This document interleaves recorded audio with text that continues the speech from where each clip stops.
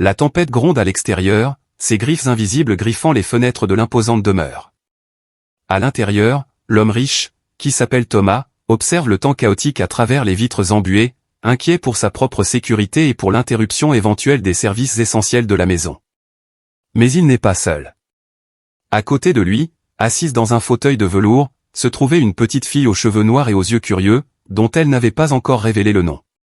Thomas ne se souvenait plus quand l'enfant était arrivé, on aurait dit qu'elle était simplement apparue au milieu de la tempête, comme si c'était le vent lui-même qui l'avait amenée.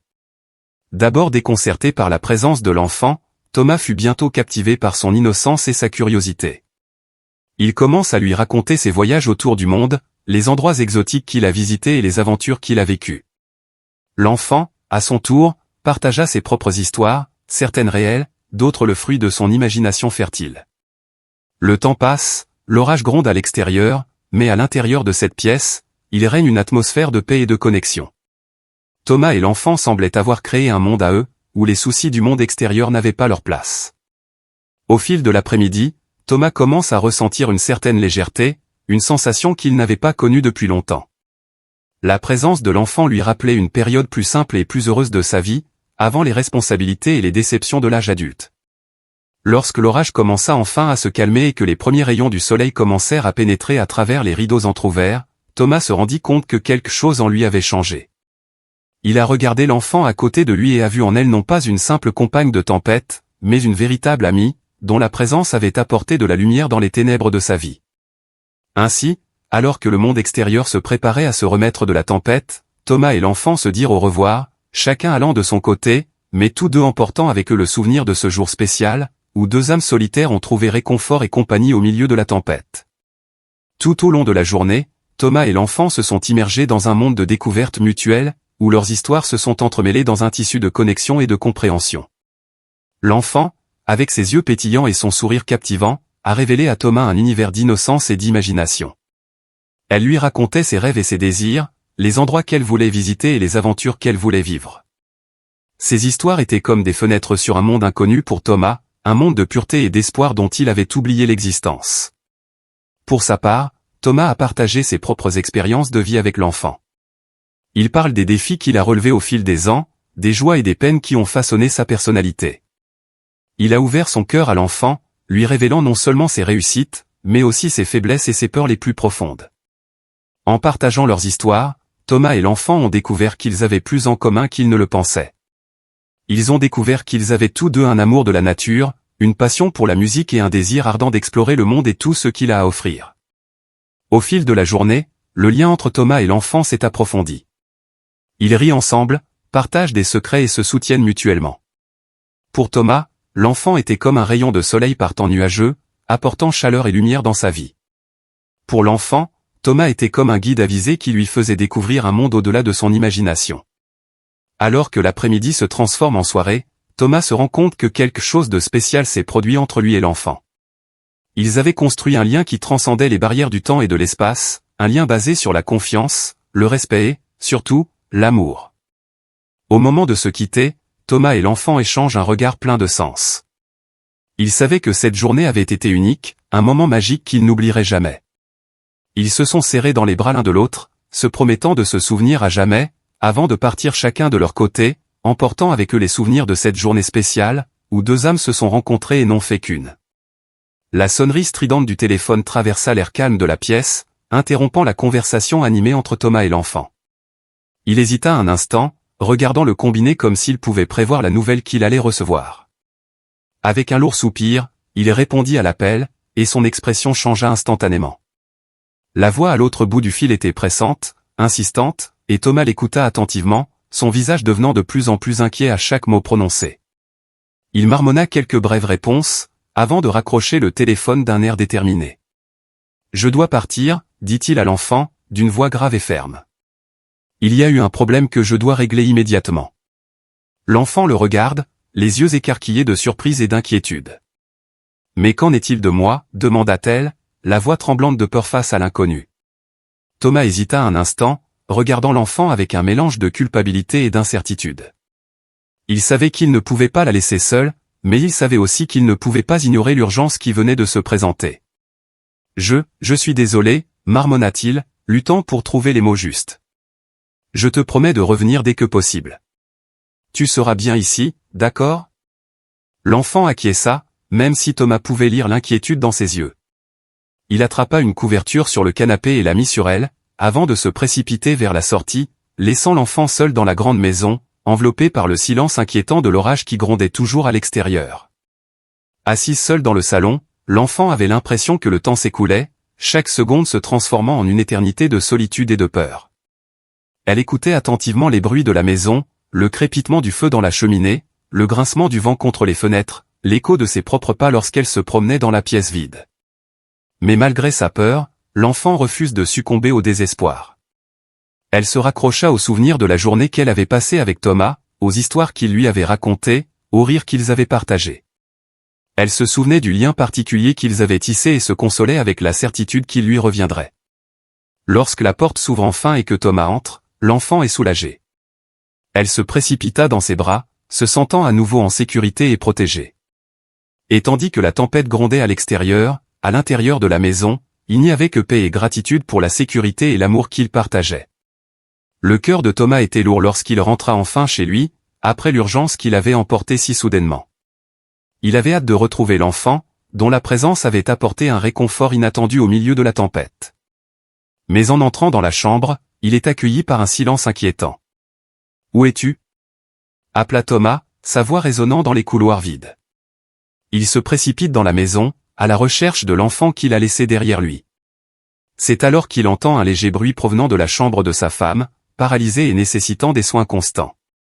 Le cœur de Thomas a sombré lorsqu'il a ouvert la porte de la chambre et a vu la scène qui s'offrait à ses yeux. Sa femme est allongée sur le lit, les yeux fermés et la respiration superficielle. À côté d'elle, l'enfant est assis, les yeux pleins de larmes, lui tenant la main comme pour lui donner de la force et du réconfort. « Qu'est-ce qui s'est passé » demande Thomas, qui se précipite au chevet de sa femme. Il cherche des réponses dans les yeux de l'enfant, son cœur battant la chamade à cause de la peur de ce qui a pu se passer. L'enfant sanglote et peine à trouver ses mots, « je ne sais pas » marmonne-t-elle. Elle allait bien quand vous êtes parti, mais soudain elle a commencé à avoir mal, et puis elle s'est évanouie. Thomas regarda sa femme, sentant une boule se former dans sa gorge. Il savait qu'elle était de santé fragile et que tout problème de santé pouvait lui être fatal. Il se tourne vers l'enfant, les yeux pleins d'angoisse. « Pourquoi ne m'as-tu pas appelé ? Pourquoi n'as-tu pas appelé les services d'urgence ?» L'enfant secoue la tête, des larmes coulent sur son visage. « Je ne savais pas quoi faire » sanglote-t-elle. « J'avais peur. Je ne voulais pas t'inquiéter. » Thomas ressentit un mélange de colère et de compassion pour l'enfant. Il savait qu'elle n'avait pas voulu faire de mal, qu'elle avait agi de la seule manière possible dans ce moment de désespoir. Le cœur lourd, Thomas a appelé les services d'urgence pour leur demander de l'aide. En attendant l'ambulance, il s'est agenouillé au chevet de sa femme, lui tenant la main et priant pour un miracle. Lorsque les ambulanciers sont arrivés, ils ont rapidement stabilisé la femme de Thomas et l'ont emmené à l'hôpital. Thomas et l'enfant suivent derrière, dans un silence rempli de peur et d'anxiété. À l'hôpital, les médecins ont fait tout ce qu'ils pouvaient, mais malgré tous leurs efforts, la femme de Thomas n'a pas survécu. Le monde de Thomas s'est effondré autour de lui, la douleur de la perte l'écrasant comme une vague déferlante. Assis dans le couloir de l'hôpital, l'enfant à ses côtés, Thomas réalise que sa vie a changé à jamais ce jour-là. Il regrettait de ne pas avoir été là pour sa femme quand elle en avait le plus besoin, il regrettait de ne pas avoir pu la protéger de la tragédie qui l'avait frappé. Mais en regardant l'enfant à côté de lui, il a vu une étincelle d'espoir. Il savait qu'il ne pouvait pas changer le passé, mais il pouvait changer l'avenir. Il pouvait s'occuper de cet enfant, la protéger et l'aimer comme si elle était la sienne.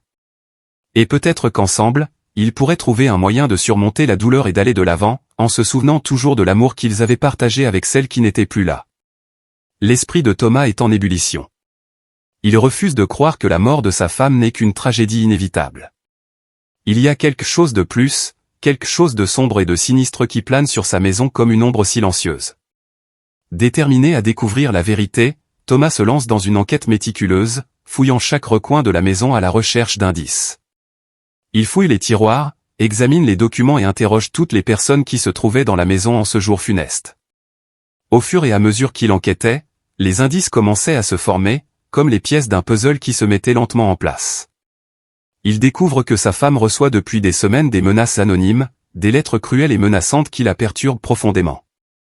De plus, il découvre que l'enfant, qui était jusqu'alors une source de réconfort et de compagnie, cache des secrets. Elle semble en savoir plus qu'elle ne veut bien le dire, et ses réponses évasives ne font qu'accroître les soupçons de Thomas. Mais la découverte la plus troublante survient lorsque Thomas trouve une lettre cachée dans le bureau de sa femme. La lettre révèle un secret choquant, qui jette une lumière nouvelle sur la tragédie qui a frappé sa famille.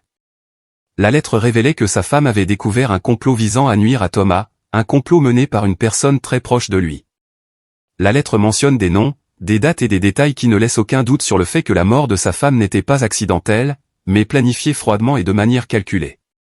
Choqué et anéanti, Thomas a confronté l'enfant, exigeant des réponses. L'enfant finit par rompre le silence, admettant qu'elle en savait plus qu'elle ne l'avait révélé. Elle parle à Thomas d'une conversation qu'elle a entendue entre sa femme et une personne mystérieuse, une conversation qui l'a convaincu que quelque chose de terrible était sur le point de se produire. Les pièces du puzzle se mettent en place et Thomas réalise l'ampleur de la trahison qui s'est déroulée sous son propre toit. Il se retrouve entouré d'ennemis déguisés en amis, de mensonges déguisés en vérité. Déterminé à ce que justice soit faite, Thomas a rassemblé toutes les preuves qu'il a pu trouver et les a remises à la police. Il a témoigné contre ceux qui avaient trahi sa confiance, veillant à ce qu'il soit traduit en justice et à ce que sa femme soit vengée. En fin de compte, le mystère entourant la mort de sa femme a été résolu, mais les cicatrices que la tragédie a laissées dans sa vie et dans son âme resteront à jamais. Cependant, Thomas trouva du réconfort dans la vérité et la justice, sachant qu'il avait fait ce qu'il fallait, non seulement pour lui et sa femme, mais aussi pour la mémoire de l'enfant qui avait été son compagnon dans la tempête. Thomas est perplexe. Comment avait-il pu être aussi aveugle au mal qui se tramait sous son toit? Il se demande encore et encore comment il n'a pas remarqué les signes avant-coureurs, comment il n'a pas soupçonné les sombres intentions qui planaient autour de lui. La culpabilité le rongeait, remplissant son cœur de douleur et de regret. Il se demandait s'il aurait pu faire quelque chose pour éviter la tragédie, s'il aurait pu être un meilleur mari, plus attentif et plus présent. Il s'en veut de ne pas avoir protégé sa femme, de ne pas avoir pu l'empêcher de souffrir. En même temps, il est en colère. De la colère contre ceux qui avaient trahi sa confiance, qui avaient profité de sa gentillesse et détruit sa vie. De la colère contre lui-même pour avoir été si naïf, pour avoir laissé le mal s'infiltrer dans sa maison. Mais surtout, Thomas ressent une profonde tristesse. Une tristesse pour la perte de son épouse, pour la mort prématurée de la femme qu'il aimait plus que tout. Une tristesse pour l'enfant qui, d'une certaine manière, avait également perdu son innocence en ce jour fatidique. Alors qu'il se débattait avec ses conflits intérieurs, Thomas a également trouvé la force. La force d'affronter la vérité, aussi douloureuse soit-elle. La force d'aller de l'avant, même si l'avenir lui semblait incertain et effrayant. Il s'est accroché aux souvenirs heureux qu'il avait de sa femme, aux moments de joie et d'amour qu'ils avaient partagés ensemble. Il se souvenait des vœux qu'ils avaient prononcés le jour de leur mariage, promettant d'être aux côtés l'un de l'autre dans la maladie comme dans la santé, dans la joie comme dans la peine. Au fil des jours, alors que la douleur se transforme en acceptation, Thomas se rend compte qu'il lui reste encore beaucoup de chemin à parcourir. Il savait qu'il ne pourrait jamais remplacer le vide laissé par la perte de sa femme, mais il savait aussi qu'il avait beaucoup d'amour à donner, en particulier à cet enfant qui dépendait de lui plus que jamais. Avec le temps, Thomas a trouvé la paix dans son cœur.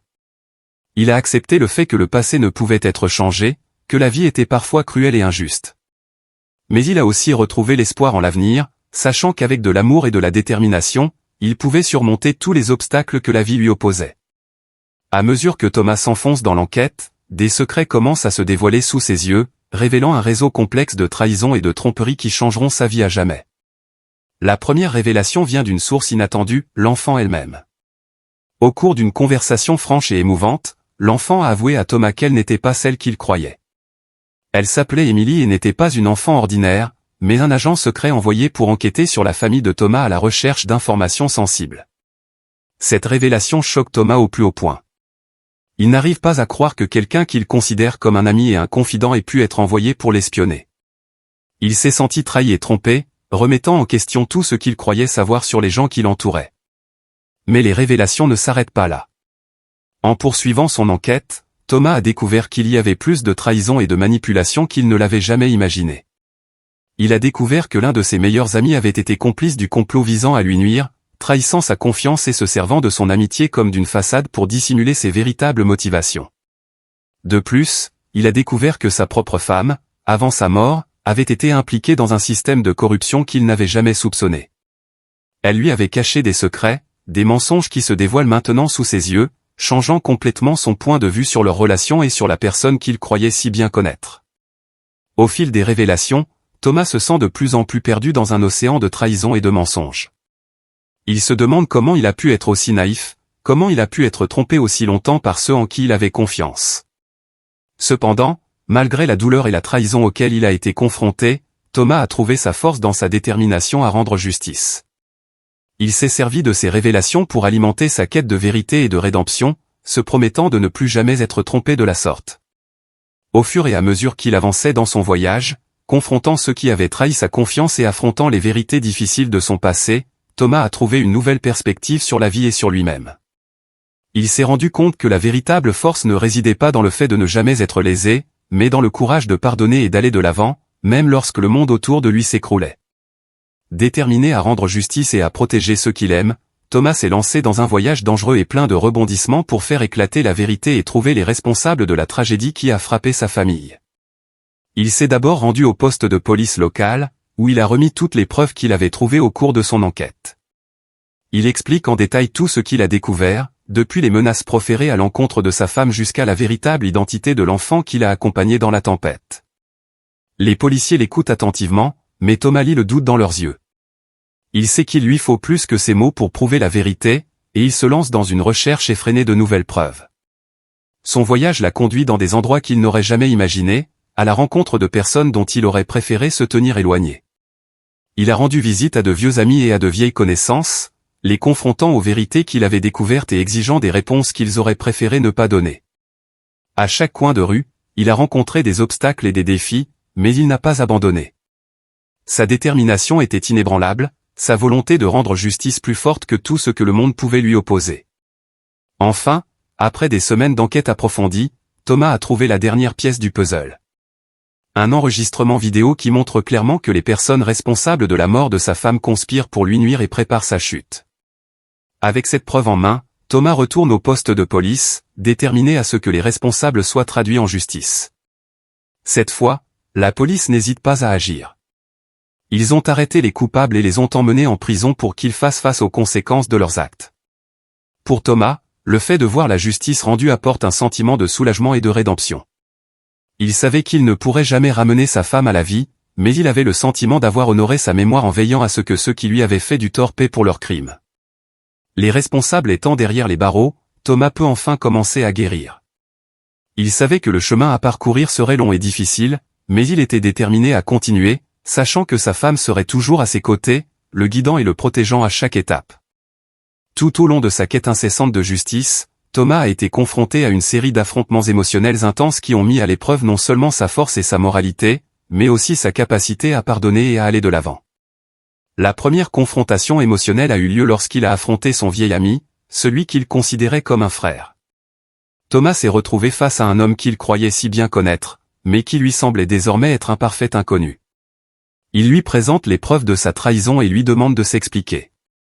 L'ami tente de se justifier, offrant des excuses vides de sens et des explications peu convaincantes. Mais Thomas ne s'intéresse pas aux excuses. Il veut la justice, il veut que son ami soit confronté aux conséquences de ses actes. Malgré la douleur qu'il ressentait face à cette trahison, il a trouvé la force de rester ferme dans sa quête de vérité et de justice. La confrontation émotionnelle suivante eut lieu lorsqu'il se retrouva face à l'enfant qui avait été sa compagne pendant la tempête. Émilie, comme il savait maintenant qu'elle s'appelait, était dévastée par la révélation de sa véritable identité. Elle le supplie de la pardonner, expliquant qu'elle a été forcée d'agir comme espionne contre son gré. Thomas est confronté à un dilemme moral. Il veut croire les paroles d'Émilie, il veut lui pardonner ses actes.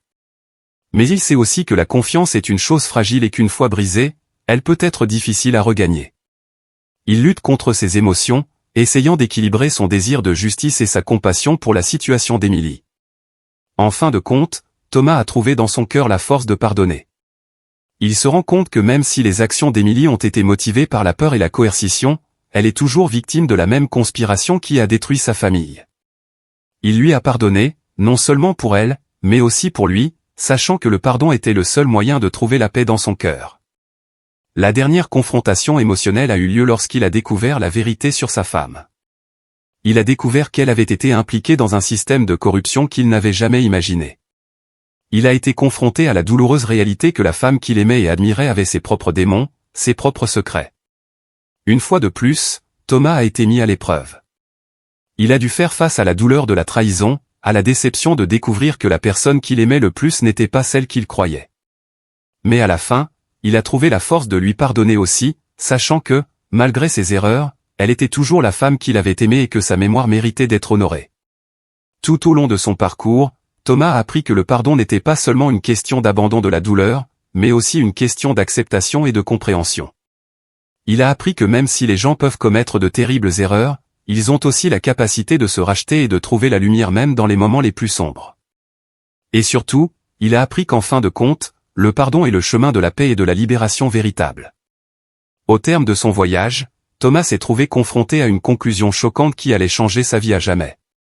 Il a découvert la véritable nature de l'amour, de la trahison et de la rédemption, ce qui l'a placé devant un choix difficile quant à la façon d'aller de l'avant. La véritable nature de l'amour s'est révélée à Thomas à travers les souvenirs qu'il a de sa femme. Il s'est rendu compte que le véritable amour n'était pas parfait, qu'il n'était pas à l'abri des défauts et des imperfections. Le véritable amour consiste à accepter les autres dans leur intégralité, même lorsque nous découvrons qu'ils ont leurs propres faiblesses et secrets.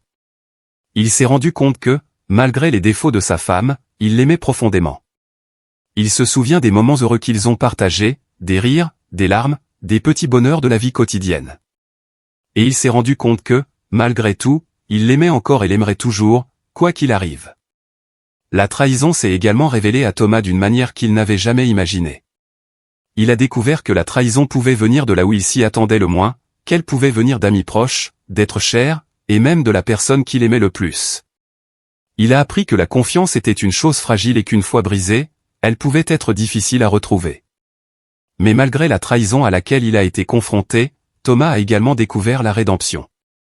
Il a vu dans ses propres actions la capacité de pardonner et d'aller de l'avant.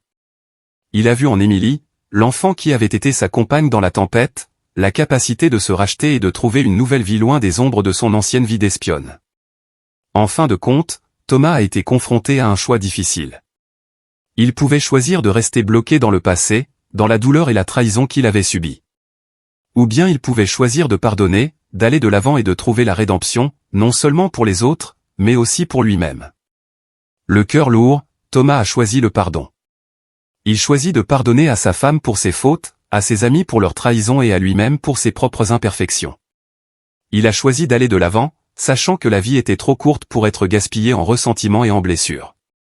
C'est ainsi que Thomas est allé de l'avant, avec l'amour de sa femme dans son cœur, la rédemption d'Émilie à ses côtés et la promesse d'un nouveau départ devant lui.